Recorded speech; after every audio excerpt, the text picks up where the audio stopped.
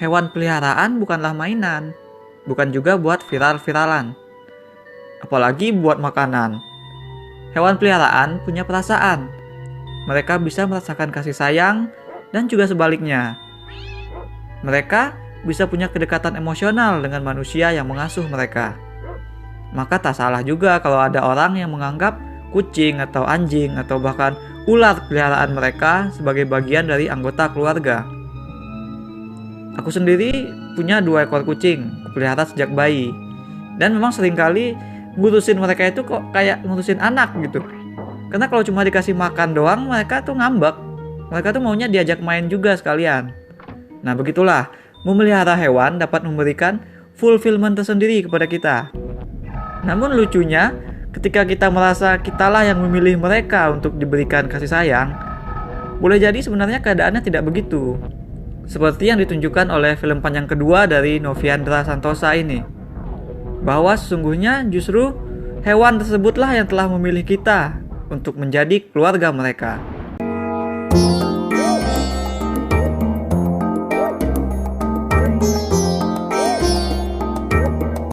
Film Jun dan Kopi really put us into that perspective.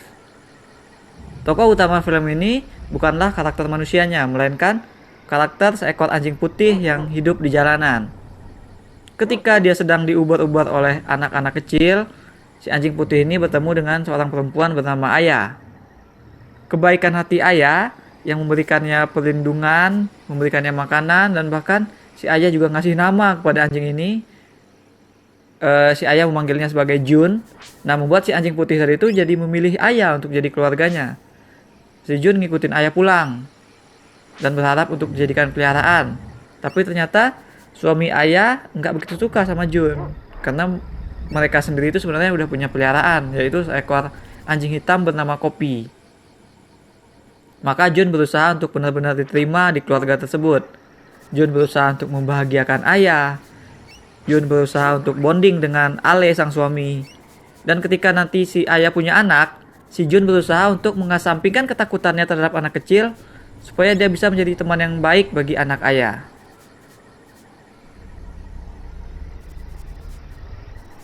Nah, kamera film ini tuh sering meletakkan kita ke dalam sudut pandang Jun. Misalnya dalam adegan opening, itu kan kamera diletakkan seolah berada di kepala si Jun, sehingga kita melihat langsung apa yang dilihat oleh si karakter ini sepanjang dia berkeliling gang melihat aktivitas warga. Jadi ini unik. Treatment kayak gitu jadi efektif sekali membangun pemahaman kita dan terutama untuk mengeset tone film secara keseluruhan. Karena Jun dan Kopi adalah drama tentang hubungan anjing dengan manusia yang ringan dan menghibur melalui sudut pandang yang unik. Film ini menempatkan Jun di kursi depan dan secara konsisten treatmentnya digunakan untuk membangun karakter ini. Terakhir kali ada film Indonesia tentang anjing dan manusia itu adalah di tahun 74, yakni film Bonnie dan Nancy. Udah lama banget kita baru dapat film persahabatan anjing dan manusia lagi kan. Karena memang ngarahin aktor hewan itu tuh perlu effort yang gede dan benar-benar ngambil resiko. Sehingga ya nggak banyak produser sini yang berani. Film barat aja tuh sekarang lebih milih pakai CGI kok dibanding pakai aktor beneran. Nah, tapi si Noviandra Santosa dalam film Jun dan Kopi ini membuat itu semua tampak mudah gitu. Si anjing Jun itu tampak begitu luas dan natural di depan kamera. Memang sepertinya dia kayak memang aslinya udah pintar dan terlatih.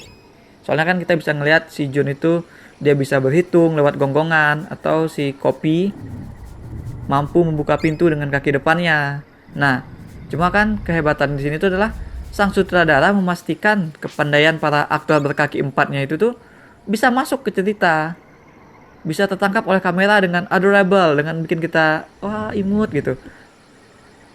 Dan si sutradara melakukan itu tuh dengan mengerahkan segala cara yang ia bisa, termasuk tentu saja dengan lewat editing dan timing yang cukup precise, sehingga kelihatannya benar-benar anjing itu benar-benar berakting gitu. Nah, kepandaian para anjing itu juga dimasukkan ke dalam bobot drama. Nah, bagian paling favoritku di film ini itu adalah soal salaman gitu. Jadi si Kopi dan suami Ayah itu kan udah akrab. Mereka tuh punya ritual salaman khusus di antara mereka berdua. Nah, film memperlihatkan itu tuh sebagai bagian dari apa ya? Katakanlah motivasi atau goal untuk Jun. Karena Jun juga ingin salaman begitu dengan suami ayah. Nah, sepanjang film momen itu tuh dibangun. Ketika ayah sekeluarga mau pergi misalnya, kita ngelihat Jun ngangkat kaki depannya sepintas ke arah suami ayah gitu. Tapi nggak dinotis. Nah, jadi momen-momen kayak gitu tuh memperkuat hati film ini. Membuat kita jadi peduli sama Jun. Membangun perhatian dan emosi kita ke arah sana. Sehingga kita semua tuh jadi ingin melihat momen berbahagia ketika Jun akhirnya salaman. Dan akhirnya beneran diterima oleh sang kepala keluarga. Film memainkan momen-momen itu dengan sangat baik. Build up-nya itu dimainkan dengan baik. Aku nggak akan nge-spoil ujungnya gimana, tapi just FYI aja, momen tersebut dibungkus dengan adegan yang benar-benar apa ya, bikin perasaan kita tuh haru, senang gimana gitu. Sedangkan karakter manusianya sendiri memang awalnya cukup mendapat porsi. Film sempat membahas persoalan mereka sebagai keluarga. Kita diperlihatkan informasi bahwa Ayah dan Ale itu adalah pasangan yang sempat kehilangan anak mereka. Kita juga diperlihatkan bagaimana karir personal si Ayah sebagai penulis komik mendapat hantaman keras saat publisher memecatnya lewat telepon. Nah, ini semua membuat kita jadi punya ekspektasi bahwa film ini punya narasi atau cerita yang kompleks dengan banyak lapisan yang menyertai premis hubungan manusia dengan sahabat terbaiknya. Ya kan, namun sayangnya film ini justru jadi mengerucut, seperti ujungnya itu jadi kayak segitiga terbalik. Semakin ke belakang, bahasan dan cerita film itu malah semakin dangkal. Dunia cerita yang mendapat perluasan dengan penambahan karakter, seperti karakter Putri Ayah yang nanti diintroduce belakangan, ternyata tidak mendapat penggalian yang konsisten. Pembahasannya itu hanya di permukaan aja, skim on the surface aja. Masalah Ayah dan kerjaannya tuh nggak pernah dibahas lagi. Solusinya cukup berupa si Ayah membuat komik terinspirasi dari Kopi dan Jun. Sedangkan yang dibahas konsisten itu adalah persoalan soal ketidakakraban Jun dengan suami Ayah. Namun saking konsistennya dibahas, pembahasannya itu dilakukan dengan monoton gitu.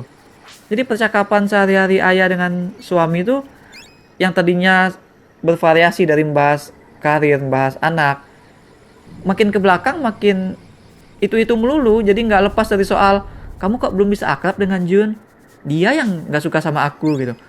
Jadi bahasan itu jadi melulu itu aja gitu. Jadi annoying buatku.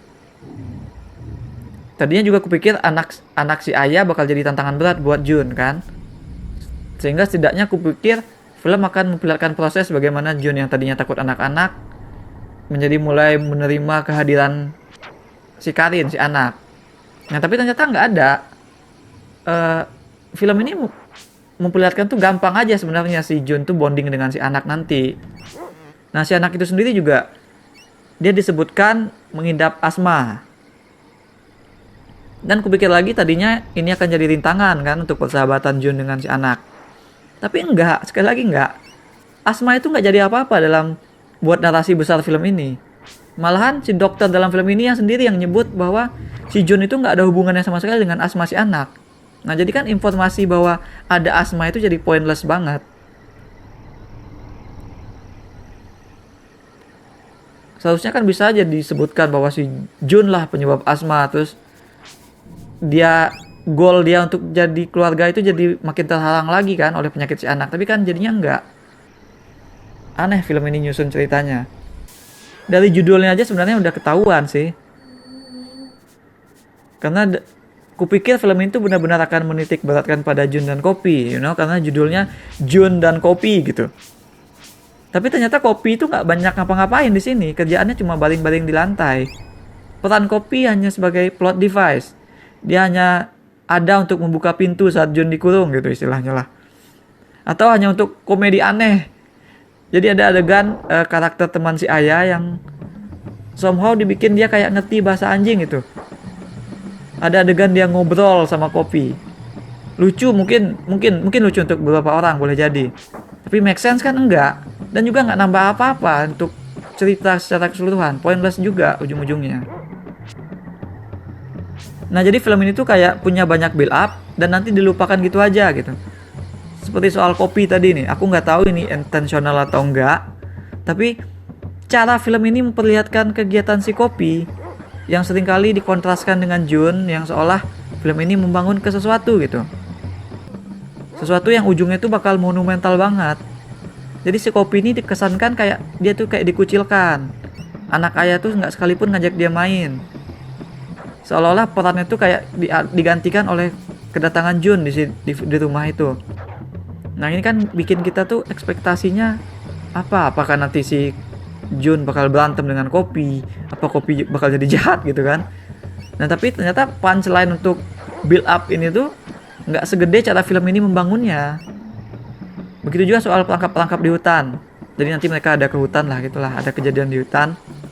Jadi film ini memperlihatkan dengan konstan bahwa ada banyak perangkap di hutan itu. Nah jadi kan dengan memperlihatkan banyak perangkap itu, antisipasi kita tuh terbangun ke arah lain. Terbangun ke arah emangnya ada apa sih di hutan itu sehingga perlu banyak ada perangkap di situ.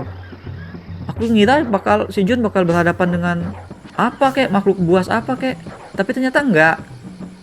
Ujung-ujungnya ya cuma adegan heroik yang didramatisir gitu kayak sinetron. Kan ini mengganggu banget, tapi yang sebenarnya yang paling ganggu buatku tuh soal keluarga ayah.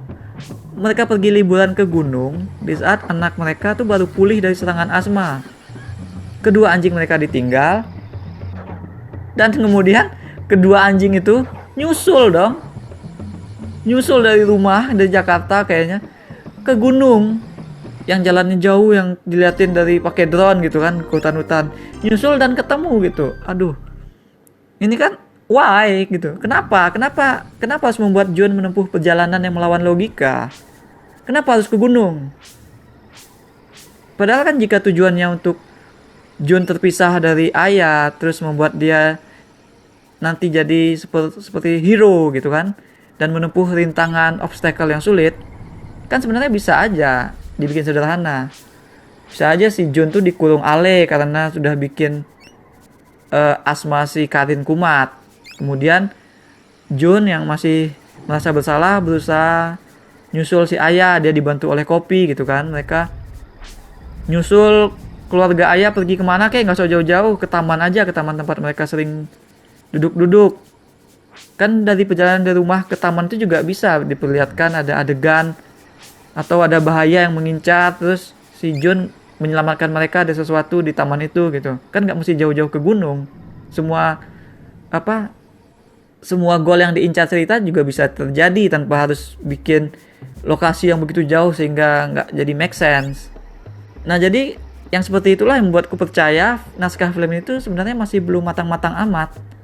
Masih banyak plot point yang mestinya bisa digarap dengan lebih baik lagi. Oke, jadi untuk menyimpulkan, jika kalian ingin melihat anjing beraksi di depan kamera atau jika kalian penggemar berat Doggy, film ini jelas bisa jadi hiburan yang bikin rileks lah. Dia punya drama dan adegan-adegan yang bakal bikin kita merindukan hewan peliharaan. Keberanian film ini tampil sebagai cerita tentang persahabatan manusia dengan anjing dengan sudut pandang non-manusia juga pantas untuk kita apresiasi.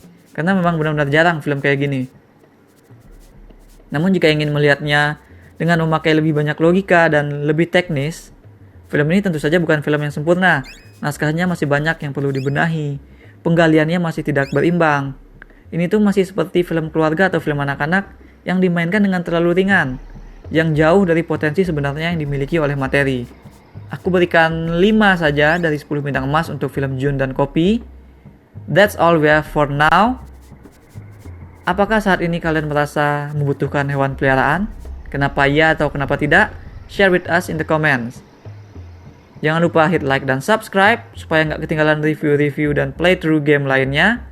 Kunjungi mydirtshit.com untuk baca review dengan lebih detail. Thanks for watching. Remember in life, there are winners and there are losers.